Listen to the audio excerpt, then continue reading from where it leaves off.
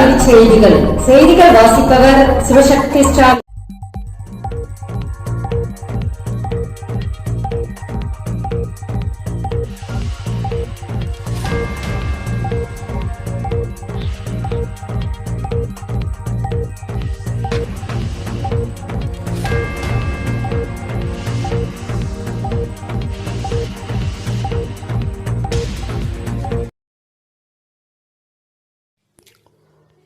பொதுத் தேர்வு எழுதவுள்ள விடைத்தாளின் முகப்பு பக்கத்தை மாற்ற முடியாத வகையில் புதிய ஏற்பாடு.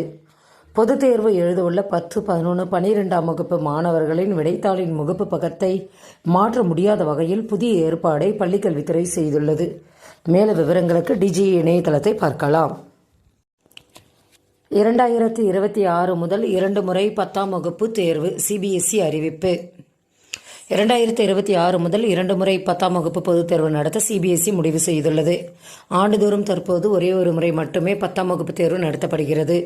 இதை 2 முறையாக அதிகரிக்க சிபிஎஸ்இ முடிவு செய்து இதற்கான வரைவு ஒழுங்குமுறைகளையும் அடுத்த வாரம் வெளியிடப்பட உள்ளது. மார்ச் 1 முதல் மாணவர் சேர்க்கை. 2025-26 கல்வி ஆண்டுக்கான மாணவர் சேர்க்கையை மார்ச் 1ஆம் தேதி முதல் தொடங்க அனைத்து மாவட்ட கல்வி அதிகாரிகளுக்கு தொடக்க கல்வி இயக்குனர் சுற்றறிக்கை அனுப்பியுள்ளனர். அதில் தங்களது பிள்ளைகளை பள்ளியில் சேர்க்க நினைக்கும் பெற்றோர் அதற்கான ஆவணங்களுடன் அருகில் உள்ள அரசு பள்ளியை அணுகவும் அறிவுறுத்தப்பட்டுள்ளது. யுபிஎஸ்சி தேர்வுக்கு விண்ணப்பிக்க அவகாசம். யுபிஎஸ்சி முதல்நிலை தேர்வுக்கு விண்ணப்பிக்க பிப்ரவரி 21 வரை அவகாசம் நீட்டிக்கப்பட்டுள்ளது. மேலும் பிப்ரவரி 22 முதல் 28 வரை விண்ணப்பதாரர்கள் தங்களது விண்ணப்பங்களில் திருத்தம் மேற்கொள்ளலாம் எனவும் மத்திய அரசு தெரிவித்துள்ளது.